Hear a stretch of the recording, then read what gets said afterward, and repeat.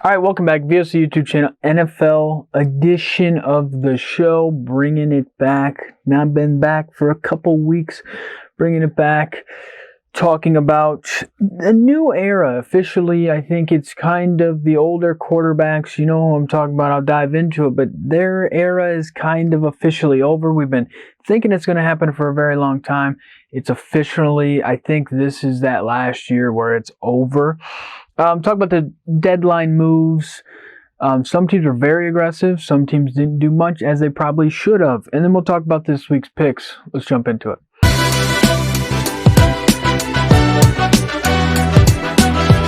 A new era has finally come to the NFL. What's the era I'm talking about? It's the older quarterback era is finally coming to a close. Sadly, it's coming to a close. And the new younger guys that have been in the league a while, 4 or 5 years, are finally taking over and finally asserting themselves as a league where this is what it's going to take to win in the NFL now. If you look at the older quarterbacks, I'll run through a few. Brady here. You know, the Bucs are 3-5. Tom's had a great year. His numbers aren't bad, but they've struggled. He has, over 2,000 passing yards, 9 touchdowns, 1 interception. Just not a lot of touchdowns for him this year. You look at Aaron Rodgers. The Packers are also 3-5. His numbers, 1,800 yards, 13 touchdowns, 4 interceptions. Look at Russell Wilson. Broncos are 3-5. Russ is 1,600 yards, almost 1,700, 6 touchdowns, 4 interceptions.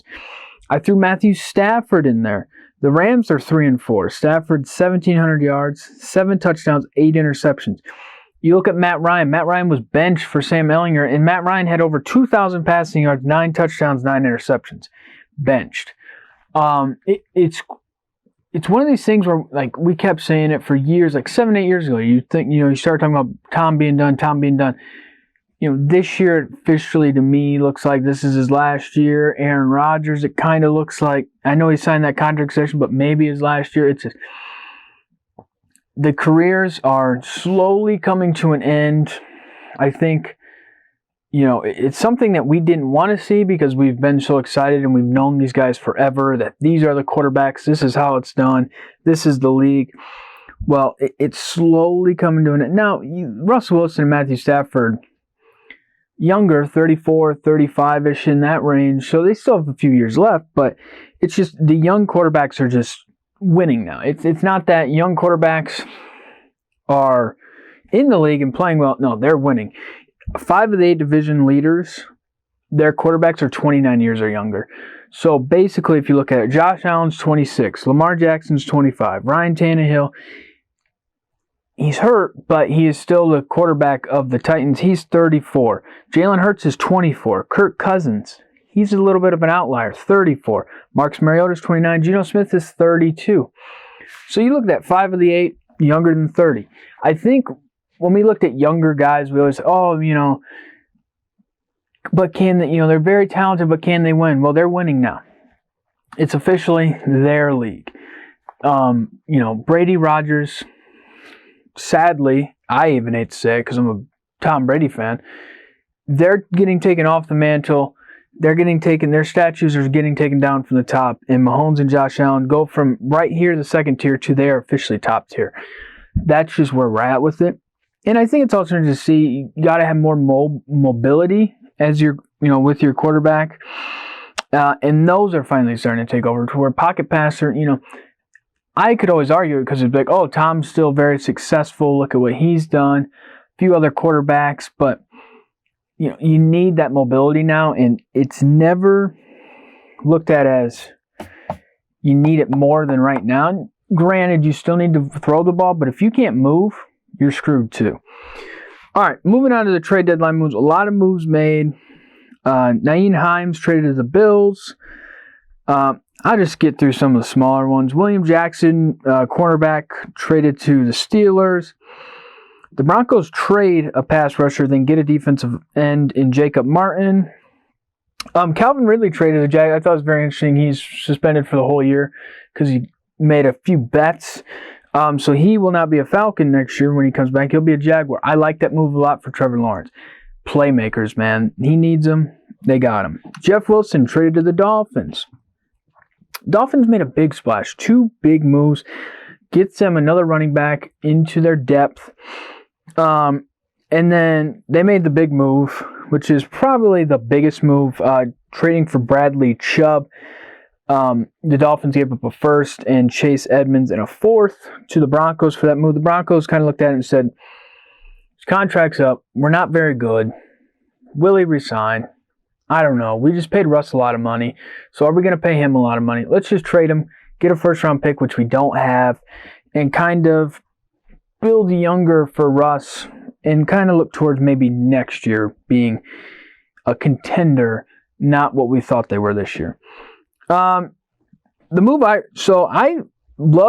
hated the Bears' first move, and then I loved the second move. So the first move, they traded Roquan Smith to the Ravens for a second and a fifth.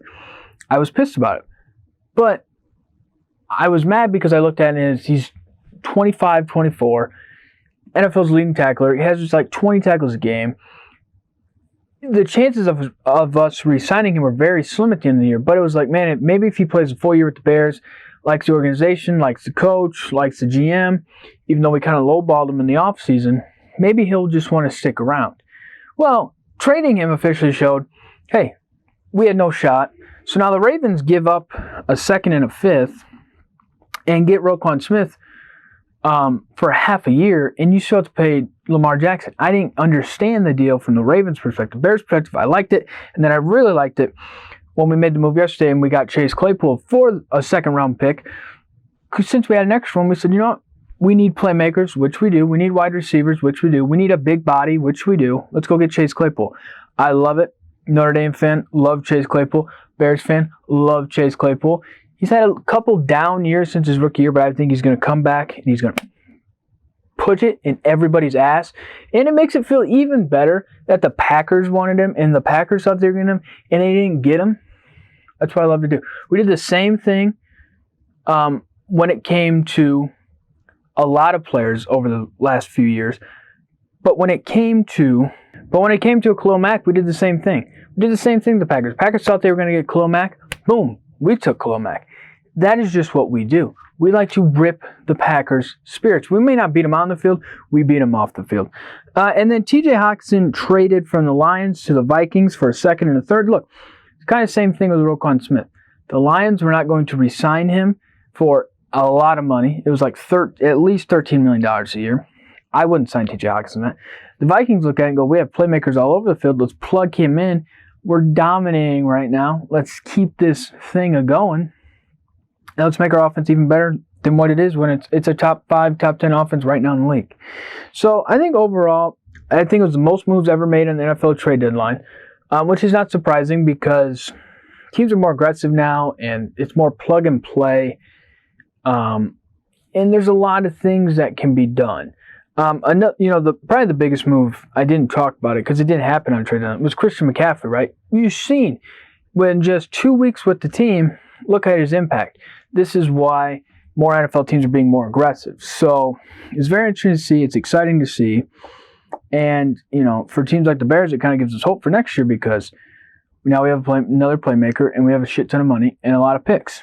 So it makes us feel good. And it also makes me feel good because when we trade a player who's really good, and then we get another player in return, we actually have a plan. I like to see it. All right, moving on to this week's picks. I'm 29-23 on the season. Not too shabby.